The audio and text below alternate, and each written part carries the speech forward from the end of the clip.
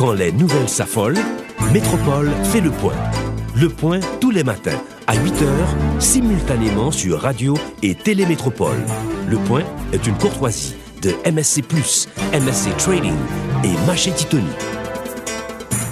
Madame, monsieur, bonjour. Bienvenue à la rubrique Le Point de Radio et Télémétropole. Merci de votre fidélité et surtout de votre intérêt. Nous accueillons sur le plateau deux groupes d'invités aujourd'hui.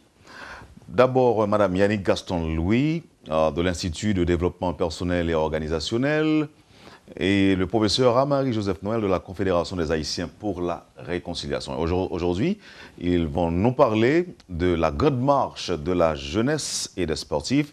Ils font partie du comité de pilotage de cette marche. Et en deuxième partie, nous accueillerons Maître Saint-Villiers-Rwando, le magistrat Saint-Villiers-Rwando, président de l'association professionnelle des magistrats. Avec lui, on va parler du fonctionnement de l'appareil judiciaire. Avec nos premiers invités, Madame Gaston-Louis, Madame Yannick Gaston-Louis, bonjour, bienvenue sur le plateau de la rubrique Le Point. Bonjour Wendell, permettez que je salue les auditrices, les auditeurs, les téléspectatrices et les téléspectateurs de Métropole. Monsieur Amari Joseph Noël, bonjour. Bonjour Wendell. Alors, je vais présenter condoléances à Daphné et Alexandra. Ils vont recevoir sur le plateau ça, parce que vous perdu papa. Nous sommes les deux avec eux dans la douleur. Merci. Alors, avec nous matin, nous allons parler d'un sujet, apparemment, nous n'avons pas encore fait un pile bruit autour de marche. Ça, si c'est le cas, comité de pilote, nous faisons partie du comité de pilotage de la grande marche de la jeunesse et des sportifs. On marche. Chaque jour, annoncer marche. On dit que pas grand pile bruit qui fait, pourtant nous fait assez de bruit. Parce que Guanti qui a sorti dans le nouvel, c'est gain toute ton équipe qui a intervenu dans divers médias. Très bien. Je dis à nous venons dans Métropole. On dit Guanti qui a sorti. Il n'y a pas sorti. Non, je suis sorti aujourd'hui. Ensuite, et nous avons une intervention qui fait depuis le week-end passé, il y a un spot qui a diffusé. Gagné assez de bruit fait. Alors, son initiative de qui est sorti? De l'Institut de l'Institut de développement, de Confédération des Haïtiens pour la réconciliation? Ou bien du ministère de la Justice? L'initiative là, c'est Fédération sportive. Et comme un ministre qui fait crier dans le ministère, après il finit prendre le pouls de la situation, il rencontrait les journalistes sportifs, il rencontrait les directeurs de centre, il rencontrait le personnel. Donc là, il fait le pouls, il voit qu'il y a un volet. Gagne une synergie qui n'est pas faite entre tous les volets. Sport, de temps en temps, on a de sport, mais sûrement de jeunesse, ensuite action civique.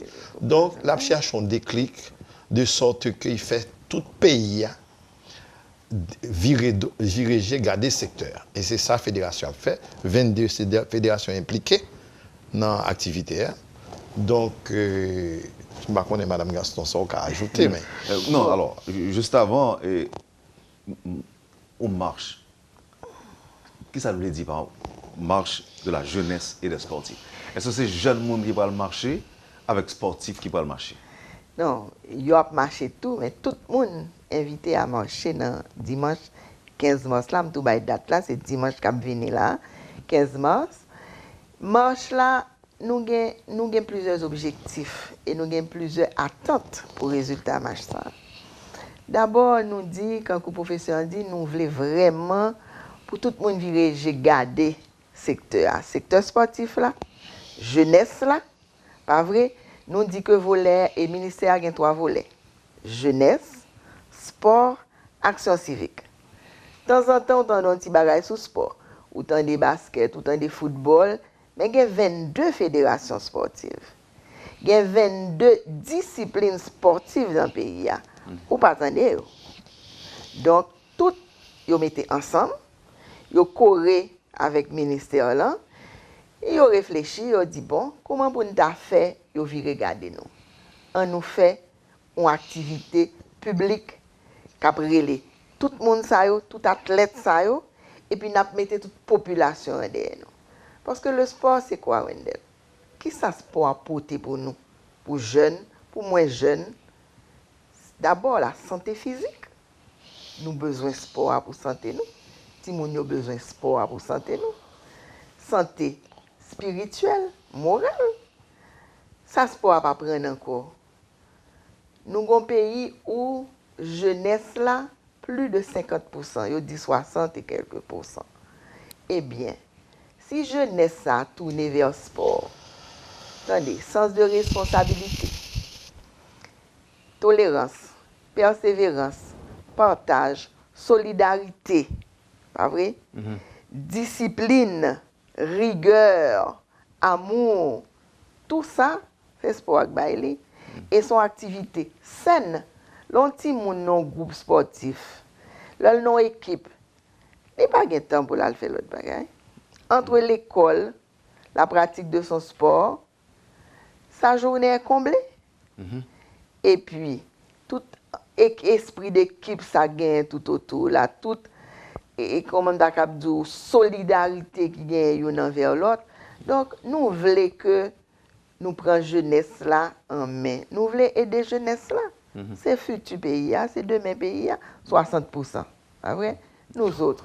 Donc, on dit nous voulons aider. Moi, je dois comprendre que aider jeunesse là, c'est un objectif. C'est une, oui, absolument. Les accompagner, aider et guider, sensibiliser, orienter surtout. Et qui ça qui porte une quoi que des marches noires? Et pas marche non, nous avons 1 million de monde qui marchent avec nous. Mais ce qui ça nous chita qui permettent nous quoi que n'a pas jouer un résultat nous souhaiter. Premièrement, moi-même témoin dans la préparation en fait parce que employé ministère ça qui passe dans la réunion sont échantillons de accueil qui gagne à projet. Maintenant, nous entendons des bruits déjà de sac dehors à partir de quelques bruits d'information qui ont commencé parce que depuis la semaine passée, tu as une première conférence de presse qui était faite. Jeudi, il y a une deuxième conférence de presse dans le plaza à 10h30 sur match là. Je pense que y a une réceptivité que je senti. Parce que moi-même, je m'habitue à collecter des données. Nous avons investi en chercheurs. Donc, nous avons ramassé des informations. Et même un engouement qui gagne. Par exemple, le ministère a lancé activité et championnat interscolaire le 6 mars dernier. Et je vois des gens qui disent nous faisons classer. On va le 6 mars. Je dis, on n'a pas une marche, mais le ministère a commencé à bouger. Donc, en réalité, il y a une question et un début de réponse. Donc, je pense avec ça, nous sommes confiants que le match là, après le faire vraiment, je tourne ce secteur parce que le leader qui arrive là est conscient que si nous n'avons pas toute société à dire, nous ne pouvons pas faire rien. Parce que le budget, c'est 0,5% du budget national. 0,5. Alors, 0,5. 0,5%. Même tu as ajouté, Wendell, il faut voir aussi détermination fédération parce que vous senti qu'on qu'on bagaille pour eux parce que fédération est très impliquée. Avant de demander nous qui place le civisme dans des marches, qui était avec nous rapidement pour nous faire comprendre quel type de marche que le peut lier. Est-ce que son marche que je demande pour chaque monde pour un pancarte et dans pancarte ça peut qu'il a à bas ou bien vivre et bonne nous précision ça rapidement avant de parler de civisme. N'a pas des motifs. Par exemple, c'est pas à bas ou bien vivre. Il y a 150 cyclistes qui ont participé. Il y a acrobates, il y a brigadiers, scouts. Et il y a vraiment des flyers, des pancartes côté que ils mettent des motifs. Si Mme Lissot a parlé de valeurs comme solidarité, sens du vivre ensemble et santé, on a gagné des motifs comme ça qui dans le match là. Il pas organiser une sorte de bois. Il y a une distance entre groupes, il y a une sécurité, parce que la police nationale est très engagée dans le dossier. Il y a une réunion là, DDO, responsable de DDO, Vladimir Parison, est là, et après l'autre réunion qui vient, il y a 2 policiers qui viennent étudier comment sécurité marche là, aspect sécurité, ça très très bien articulé déjà. Ok. Maintenant, on allait pour place civisme, dans le rôle du civisme, est-ce qu'il y a des messages en ce sens qui peuvent véhiculer tout le long de la marche? Mais avant ça, dis-moi, qui bon marche fait? De qui côté à qui côté? Ok. Un bon parcours, là. Et nous avons commencé à recevoir monde dimanche 15 mars, depuis 6h du matin dans le stade Silvio 14. À 8h, nous avons démarré marche là. Après que nous faisons l'envoi aux couleurs, nous chantons chant d'accompagnement pour bon Dieu accompagner nous. Et nous avons fait rue Oswald Durand, rue Saint-Honoré, rue Capois, Nous avons débouché sur l'avenue John Brown que nous relais la rue. Nous arrivons dans Martin Luther King, rue Nazon, nous avons entré. Nous avons sous Delma, la route de Delma. Nous avons pris Delma 33 et marche l'a terminé dans le centre sportif Enfrasa. Et nous connaissons que le centre sportif Enfrasa, c'est fédération équestre. Donc, nous disons qu'il y a 22 fédérations. Le public là, peut-être pas contre toute fédération gagne, mais il y a 22 disciplines sportives qui reconnaissent par fédération en Haïti. Donc, on dit de Stade Silvio 14 jusqu'au centre sportif Enfrasa, ça fait 6 km 6. OK. Maintenant, on a les possibilismes. Eh bien... Vous me donnez des plein en pile de ça, vous dites que... Bon, moi-même, je dis que c'est sûr que il y a une activité comme ça, puis on oublie son démarrage, son déclic. Parce que nous avons une instruction civique, mini livre rouge, nous avons qui te donne les notions de base, qui fait que nous aimons payer nous. Moi, je même regardé mon doigt, l'homme dans des web naturalisés à partir des livres ça nous avons. Mais ça arrive qu'on y a. Et bon, il y a des ouvrages comme j'aime Haïti, comme ça, mais civis là, pas au rendez-vous. Si bien que mon nom plus qui ont tendance qui pas dans le pays, l'attend pour le parti, ils nous mènent en transit. Donc, je pense que son début pour que le ministère Chita est fort de pour faire civis rentrer d'abord dans l'école et dans le monde de jeunes, ensuite de la nation entière. Donc, son bail qui est passablement mal défini qu'on y a, je pense qu'on est fort, c'est ça qui fait retomber le match là. Il y a pas en pile. Et au doué. C'est un point. Par exemple, il y a une sensibilisation que m'a fait. Moi, nous gagnons 100 associations de jeunes qui pour représenter la marche là. Moi, je dis l'envoi des couleurs. Premier, ça qu'a fait en dedans, monde qui est responsable dans le ministère là, pour travailler avec l'association, c'est expliquer le respect que doit gagner au drapeau. Parce que maintenant, vous voyez que il y a beaucoup de drapeaux à monter. Ça a marché. Ça a marché. Gagne cap gratter tête yo, gagne c'est le c'est après jour bagay, gagne c'est le c'est à parler. Donc déjà cette première démarche, là nous pral faire l'envoi aux couleurs là. Groupe ça qui quand même à peu près 3000 jeunes regroupés en 100 associations, ont déjà sensibilisé comment ils pral comporter là nous pral faire envoi de couleurs qui sera au lancement de la marche. Vous espérez combien de participants? Oh mon Dieu, là, et déjà, nous avons des invités que on nous dit participants que nous contrôlons. Comme dit contrôler, nous avons les sportifs des 22 fédérations, nous avons les associations départementales, parce que les 10 départements viendront, ce sont des délégations de 25 à 50 personnes. Nous avons les groupes comme les Kiro, les scouts, nous avons des artistes, donc nous avons des invités ciblés, qui est capable environ, n'est-ce pas, 6000 personnes. Maintenant, nous avons toutes les autres personnes que nous avons invitées, mais que nous n'avons pas gagné une réponse formelle. Donc, nous pensons qu'il faut que nous ayons 200 000 personnes. Dimanche. Qui ça nous entend faire, qui balise notre métier pour éviter que le mouvement nous l'ait utilisé à des fins politiques? Bon. Normalement, nous connaissons tout mouvement de masse qu'on s'est organisé, il y a des impondérables. Mais je pense qu'avec la police nationale, il y a des précautions qui prend, même comment sécuriser les voitures qui viennent dans la marche, même comment dérouler la marche là, ou bien les scouts, cap plateau, et balises pour ne pas gagner des débordements, ou pas qu'à prévoir tout le détail, même si c'est un effort qui fait en ce sens, et du côté de la police et du côté de l'organisation. Et ça fait organisation, ou pas pour en masse en marche, ou pour distance entre fédérations, il y a bien un pancarte qui est identifié. S'il y a un groupe de cyclistes des acrobates, il y a bien une distance entre eux. Son bail est vraiment bien articulé et bien programmé, de sorte qu'il n'y a pas une impression de massification. Oui. D'ailleurs, c'est des séquences. Et nous avons des séquences dans la marche là avec différents participants. Alors, pour nous finir, je dis là, qui est captant de nous là qui doit se sentir interpellé ou bien concerné par ce qu'on fait là? D'abord les jeunes. Ensuite, les moins jeunes, les anciennes gloires du sport haïtien, la population haïtienne, parce que quand on parle de sport, de santé, de civisme, c'est tout le pays, c'est tout Haïti, c'est nous autres. Alors, je voulais pour me dire tout que vraiment tout le monde est concerné parce que ce sont affaires de santé.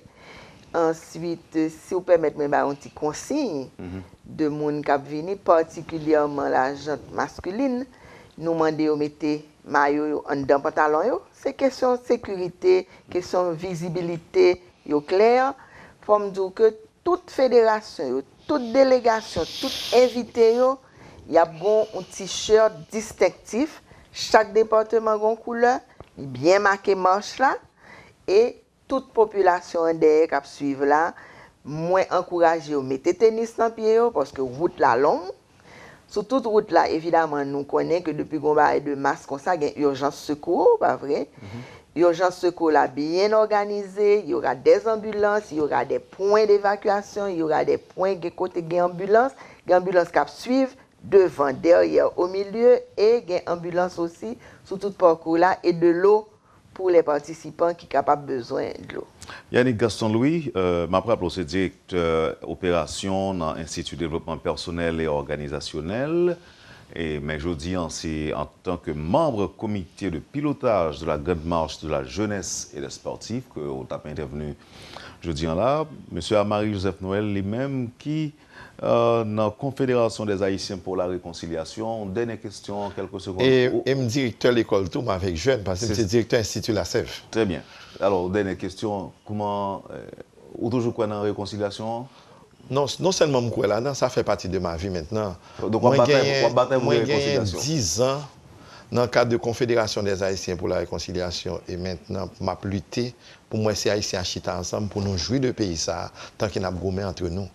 Et moi, je regarde des situations nous venons là, mes articles que je faire sortir, l'heure du grand congrès de l'entente interhaïtienne a sonné.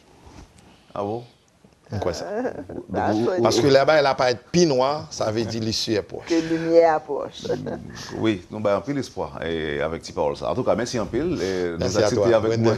Je dis là, Yannick Gaston-Louis et Amari Joseph Noël. Et puis, nous souhaitons une bonne chance et avec activité dimanche prochain. Hein. Souhaitez pays à bonne chance parce que c'est pour le pays. Pas de problème. Voilà. Merci. C'était, madame, monsieur, la première partie de la rubrique Le Point de Radio et Télémétropole avec madame Yannick Gaston-Louis et Amari Joseph Noël du comité de pilotage de la Grande Marche de la jeunesse et des sportifs. Ne quittez pas, on vous revient dans un instant, cette fois-ci avec le magistrat Saint-Villiers Joseph, président de l'association professionnelle des magistrats. Merci, ne quittez pas, on vous revient. Merci. Le Point est une courtoisie de MSC+, MSC Trading et Maché Titoni. Nous sommes avec vous pour la deuxième partie de la rubrique Le Point de Radio et Télémétropole. Le président de l'association professionnelle des magistrats, Wando Saint-Villiers, est notre deuxième invité. Magistrat, bonjour, bienvenue sur le plateau. Bonjour, M. Théodore. Bonjour à tous les auditeurs et à los téléspectateurs et téléspectatrices de la Télé-Radio Métropole. Ma première question en tant que magistrat, on dit souvent que l'appareil judiciaire haïtien est malade. Est-ce qu'à votre avis, c'est le cas? Bon, en fait, c'est que il n'est pas. Bon, c'est évident que la justice haïtienne a des problèmes et ne fonctionne pas trop bien. Et il y a des problèmes qui sont non seulement ponctuels, mais également structurels et qui méritent d'être corrigés. Et bon, donc, alors la justice mérite à ce que l'on prenne des décisions et des décisions politiques pour que nous puissions, au niveau de ce corps, répondre à notre mission, qui est donc de permettre à ce que tout un chacun puisse avoir accès non seulement à la justice, mais également avoir droit à ce que chaque personne puisse trouver une part, je peux dire, de justice. Et puis, en fait, il y a également des problèmes en termes de lenteur et tout ça, et des problèmes en termes de textes de loi qui sont en principe désuets, qui ne sont pas adaptés à notre réalité. Donc là encore, ce sont des mesures à prendre. Donc le constat, c'est que oui, effectivement, donc, la justice fait face à de graves problèmes. Voilà pourquoi Et nous avons, au niveau de la magistrature haïtienne, mis sur pied une nouvelle association. C'est juste pour pouvoir adresser ces problèmes et également proposer des solutions en conséquence. Il y a aussi un problème récurrent, puisqu'on en parle souvent, c'est la question de l'indépendance de la justice. Ben oui, en fait, c'est comme vous l'avez bien dit, donc c'est un problème récurrent de la mesure où le problème de l'indépendance de la justice se pose dès la fondation même de cet État. Parce que vous savez très bien que nous avons un passé dictatorial. Il y a toujours eu la velléité des pouvoirs politiques d'avoir entre leurs mains donc, ce pouvoir qui est donc la justice. Et aujourd'hui, nous pensons que la justice doit retrouver son indépendance et ceci de manière effective. Et d'ailleurs, c'est une indépendance qui est non seulement consacrée dans la Constitution de 1987, mais également reconnue par la loi du 13 novembre qui créant le Conseil supérieur du pouvoir judiciaire, 13 novembre 2007. Il y a également la loi sur le statut des magistrats du 27 novembre 2007 qui reconnaît que la magistrature haïtienne doit être une magistrature indépendante. Mais alors, c'est que quand on pose le problème de l'indépendance de la justice, il faut voir la question à deux niveaux. D'abord, une indépendance institutionnelle, c'est l'indépendance de l'appareil judiciaire par rapport aux deux pouvoirs politiques de l'État, à savoir l'exécutif et le judiciaire. Et c'est vrai, c'est garanti dans la loi, mais dans la pratique, on n'a pas encore arrivé à cette indépendance. Et puis, c'est l'indépendance personnelle. Là, il revient à chaque magistrat de savoir, en tant que magistrat, qui sont indépendants. Alors, quand je dis à chaque magistrat, il faut que j'établisse la différence d'abord entre les magistrats assis et les magistrats debout. Les magistrats assis, donc les juges, et à partir des tribunaux de première instance, ils sont indépendants. Et là, ils doivent savoir qu'en tant que magistrats, ils sont en fait indépendants et des autorités judiciaires indépendantes. Donc, ils n'ont pas à recevoir des ordres de quiconque. Ils ont comme boussole la loi et leur conscience également. Alors que, bon, pour les commissaires du gouvernement, en Haïti et jusqu'à présent, donc ils sont encore des magistrats non indépendants. Ils dépendent directement du ministère de la Justice. Mais là encore, au niveau de l'association, nous comptons donc travailler pour que nous arrivions un jour à un minimum de garantie pour les commissaires du gouvernement en termes d'indépendance. Donc cette indépendance, c'est par rapport au pouvoir? Alors oui, en fait, indépendance institutionnelle, c'est par rapport au pouvoir politique de l'État. Alors en Haïti, le problème ne se pose pas seulement par rapport à l'exécutif ou le pouvoir législatif. Parce qu'en fait, au niveau de l'exécutif, parfois on a tendance à s'immiscer dans les affaires de la justice, et n'était-ce que pour donner des orientations dans un sens ou dans un autre, autour de quelques dossiers, par exemple. Au niveau, au niveau du Parlement, donc, parfois, les parlementaires ont tendance à référer des gens dans la magistrature comme étant leurs partisans, tout ça. Donc, alors, il faut que l'on arrive à un moment où cela doit cesser, et parce qu'il faut avoir des gens qui ne sont pas recrutés en fonction de leur acquaintance politique, mais en fonction de leur niveau de compétence, en fonction de leur qualification. Et il est vrai que la loi en Haïti permet à ce que la loi prévoit deux types d'intégration, intégration directe et intégration par la voie de l'école de la magistrature. Mais en fait, que ce soit par la voie de l'école de la magistrature, que ce soit l'intégration directe, à savoir par exemple des avocats qui veulent devenir magistrats, eh bien la loi établit des critères pour qu'un avocat puisse intégrer la magistrature haïtienne. Cela doit se faire et non pas en fonction du courant politique ou encore de l'opinion, de l'idéologie politique de la personne ou bien de ses contacts avec le milieu politique, mais c'est en fonction de son niveau, je dis, en fonction de sa qualification. Et là, donc maintenant, le problème de l'indépendance de la justice par rapport au pouvoir judiciaire, à partir du moment où le mode d'intégration est axé sur la loi, eh bien, il y aura moins de cas d'immixtion dans les affaires de la justice. Et puis, il y a également les autorités locales, parfois, qui ont tendance à s'immiscer dans les affaires de la justice. Alors là, quand on pose le problème de ce côté, donc c'est un problème en termes d'indépendance institutionnelle.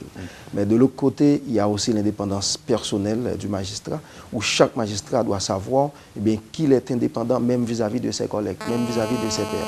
Moi-même, en tant que juge... Oui, mais si un juge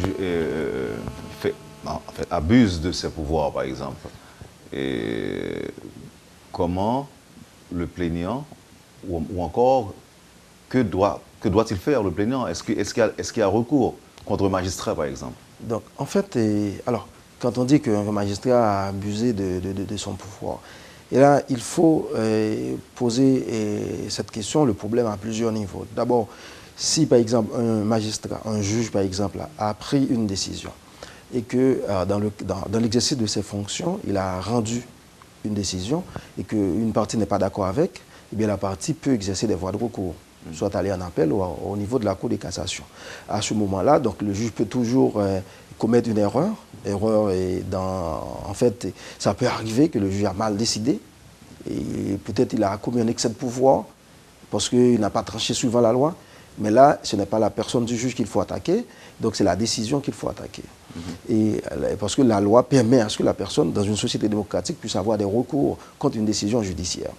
Maintenant, si c'est un juge qui a commis un cas d'abus d'autorité, et là, a fait du tort à une personne, là, le juge a engagé personnellement, a engagé sa responsabilité personnelle, soit pénale, dans la mesure où le fait commis est une infraction, ou du moins responsabilité civile, dans la mesure où c'est peut-être pas une infraction, c'est peut-être aussi une infraction, mais à causer des dommages à la personne. À ce moment-là, donc la personne a droit à un recours contre ce magistrat et que dans la mesure où il est avéré que le magistrat est en tort, est en faute, à ce moment-là, donc il doit normalement répondre de son fait. Vous avez parlé... et il y a également, vous me permettez, donc la sanction disciplinaire. Donc là, le CSPJ, qui est donc le Conseil supérieur du pouvoir judiciaire, est là pour sanctionner les écarts commis par les juges. J'allais justement vous poser cette question, étant donné qu'on parle de l'indépendance de l'appareil judiciaire avec la création par l'exécutif du CSPJ. Est-ce que vous pensez qu'il y a un pas vers l'indépendance qui vient d'être franchi, ou encore est-ce que vous pensez que ça va entraver cette indépendance? Bon, en fait, ici, je dois analyser l'idée même du texte de 2007 créant le CSPJ. Donc, l'objectif est louable. L'objectif, c'est de garantir l'indépendance du pouvoir judiciaire. Et c'est ça la mission du Conseil supérieur du pouvoir judiciaire. Okay. Il est vrai que dans la réalité, depuis en fait, le début du fonctionnement de cette institution, donc on a fait une mauvaise expérience avec l'ancien président du CSPJ, magistrat Anel Alexis Joseph, qui, au lieu de travailler pour l'indépendance de la justice, on dirait, en fait, avait un comportement qui visait de préférence à avilir l'institution judiciaire. Mais aujourd'hui, nous avons un autre président, c'est magistrat Jules Cantave, qui est le nouveau président du Conseil supérieur du pouvoir judiciaire.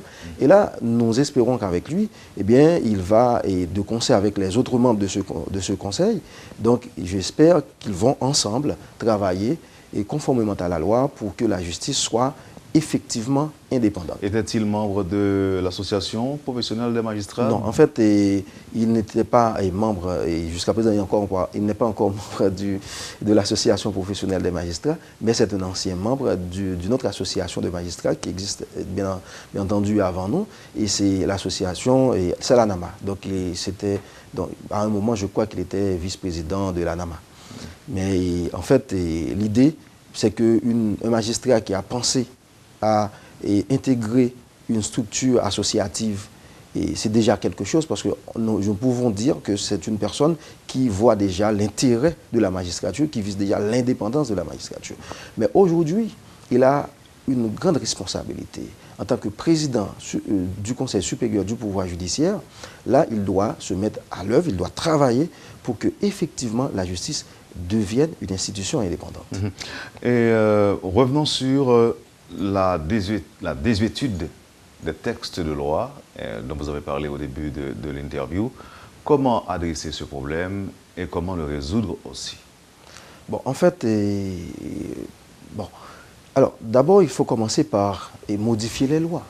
Donc, parce que vous savez que les lois sont faites pour avoir une durée plus ou moins longue. Voilà pourquoi on dit que d'une manière générale que la règle du droit est permanente. Mais elles ne sont pas éternelles ou elles ne sont pas perpétuelles.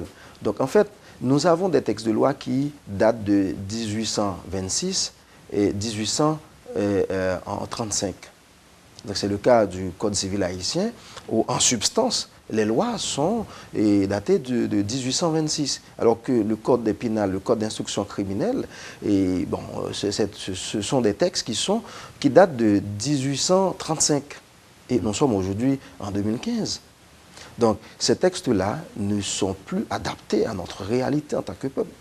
Et je peux dire que la société a évolué alors que les textes restent statiques. Maintenant, le problème, c'est que fort souvent, on rencontre des cas d'espèce au niveau de la justice où il n'y a pas de provision légale.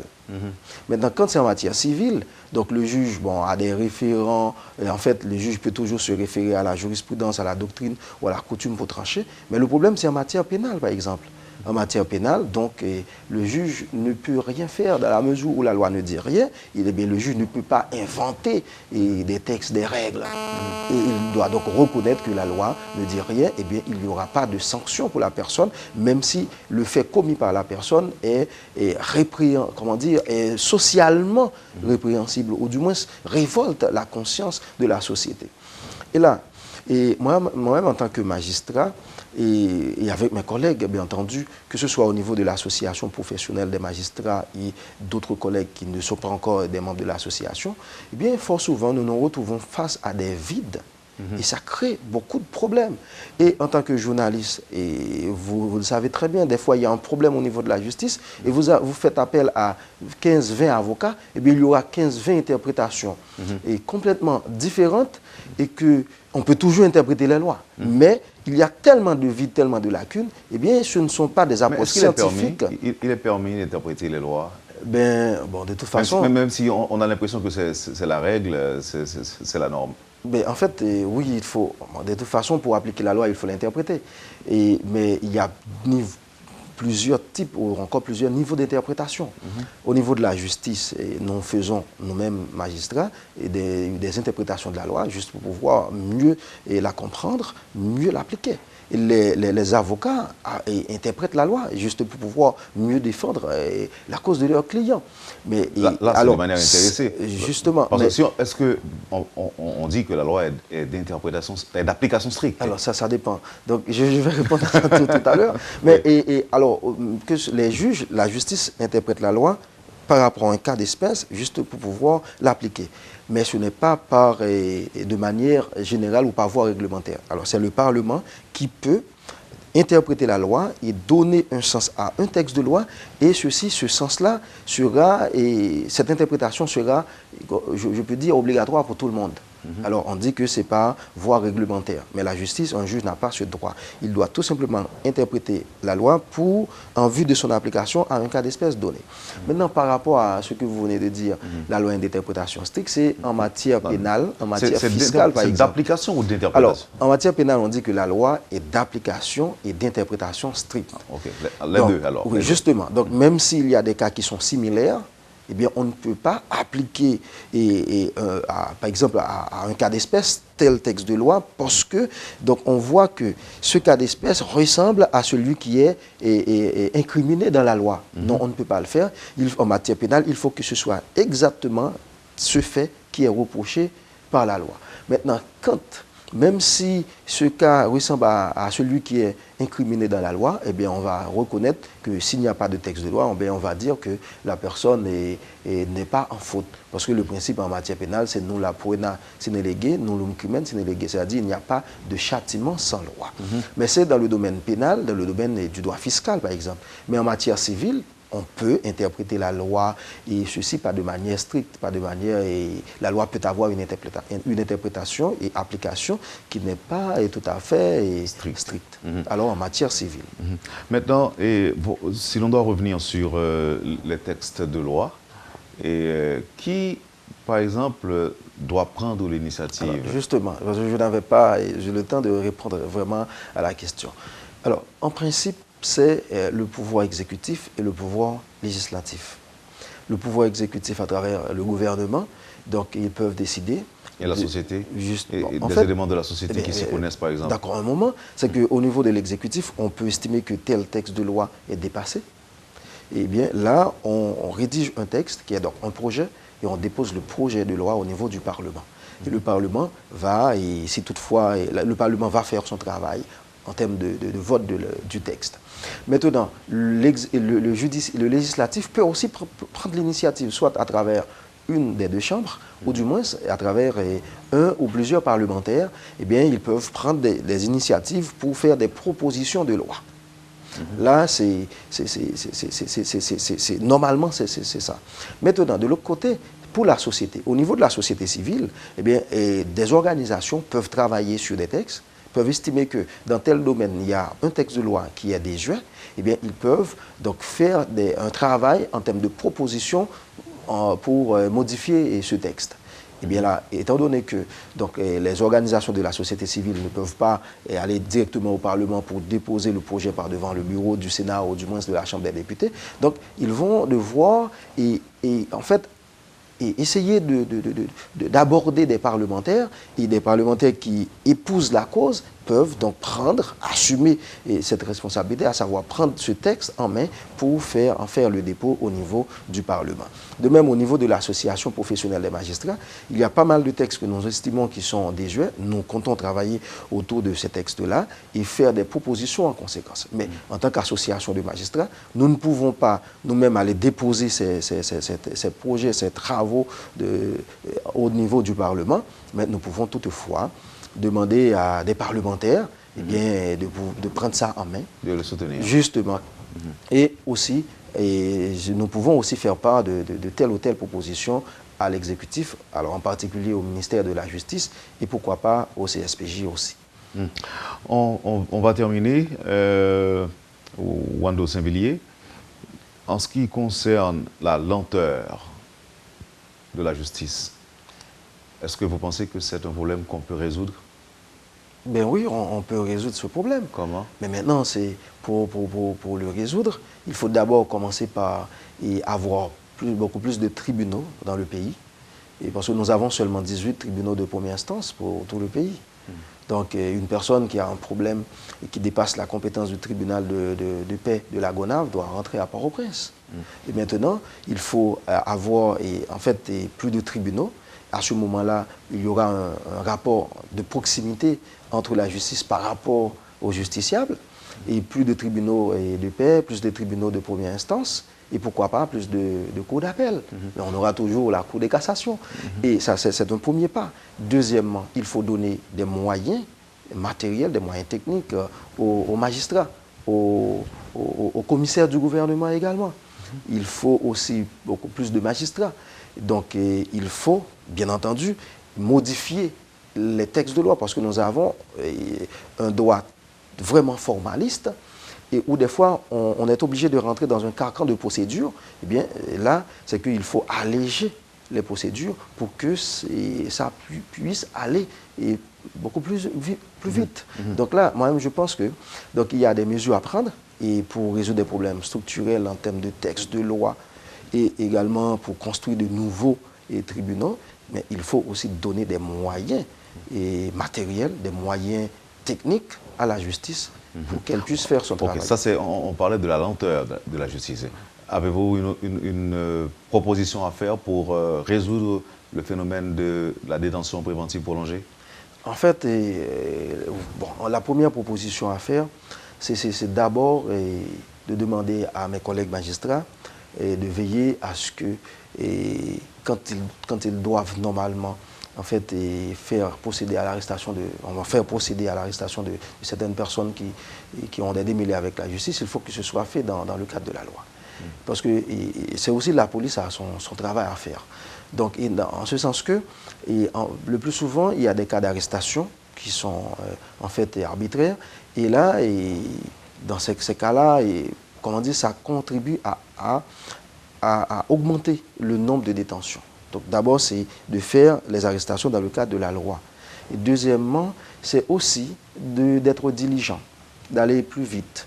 Donc si, par exemple, il y a un cas où la personne est, par exemple, où il faut déférer le cas par devant le cabinet d'instruction, eh bien, au niveau du parquet, on n'a pas intérêt à garder le dossier pendant longtemps. Donc, ce que l'on fait, on entend la personne et on voit que c'est un cas de crime, par exemple, eh bien, on envoie ça directement au cabinet d'instruction. Et puis, donc, le juge d'instruction, déjà, il est saisi du dossier, il va faire son boulot. Et là, mais il faut aussi des moyens. Parce que ce qui arrive, c'est que parfois, il y a des problèmes de véhicules, même pour transporter, et, par exemple, une personne qui est arrêtée dans telle zone, eh bien, pour déférer cette personne au parquet, parce que, en fait, là où la personne est arrêtée, bien, ce n'est pas, le parquet est dans une autre commune, eh bien, des fois ça prend du temps parce qu'il n'y a pas de véhicule.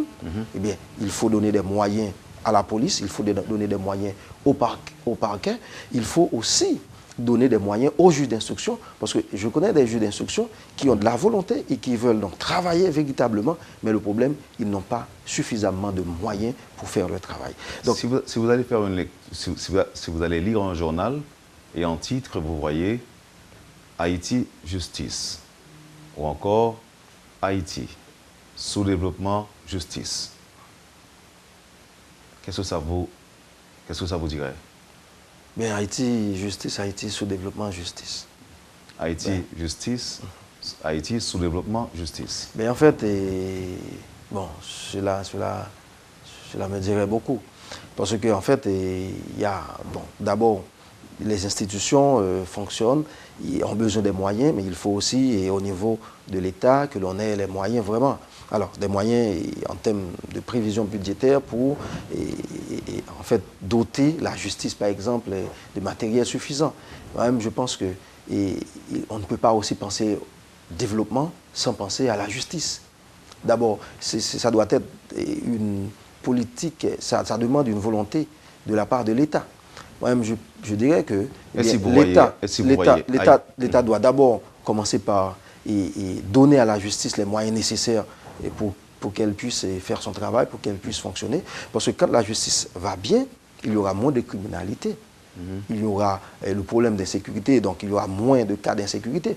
Et par ricochet, donc, la société sera plus ou moins plausible. Et si vous voyez Haïti, ça permettrait aussi à ce qu'il y ait de l'investissement dans le pays, tout ça. Et si vous voyez Haïti, justice et pauvreté? Ben, en fait, bon, là encore, c'est complexe. C'est complexe. Mais toujours est-il, même si nous vivons dans un pays où il n'y a pas suffisamment de moyens, un pays pauvre, mais on ne peut pas se baser sur des manques de moyens pour dire que pour ne pas doter à la justice les matériels, les outils dont elle a besoin pour faire son travail. Parce qu'on ne peut pas penser à une société démocratique, à une société de droit. On ne peut pas penser au développement là où la justice ne fonctionne pas. D'abord, je peux dire que la justice est le pilier, la pierre angulaire de la construction de toute société démocratique, de la construction de toute société qui pense, qui espère un développement réel ou durable. Et là, en fait, c'est juste pour vous dire, M. Théodore, que de toute façon, on ne peut pas avoir un prétexte quelconque pour dire que on n'a pas suffisamment de moyens. Eh bien, c'est ce qui explique que nos tribunaux sont comme ils sont, en termes d'espace physique. Ou encore la justice est vendue au plus offrant. Ben non, là encore, c'est ça. Là, c'est un autre problème. Parce que la question de la corruption, par exemple, au niveau de la justice, ça n'a rien à voir, à mon avis, avec le niveau de pauvreté. Ça, c'est un problème d'éthique qui se pose, un problème d'éthique, et pourquoi pas aussi un problème de déontologie.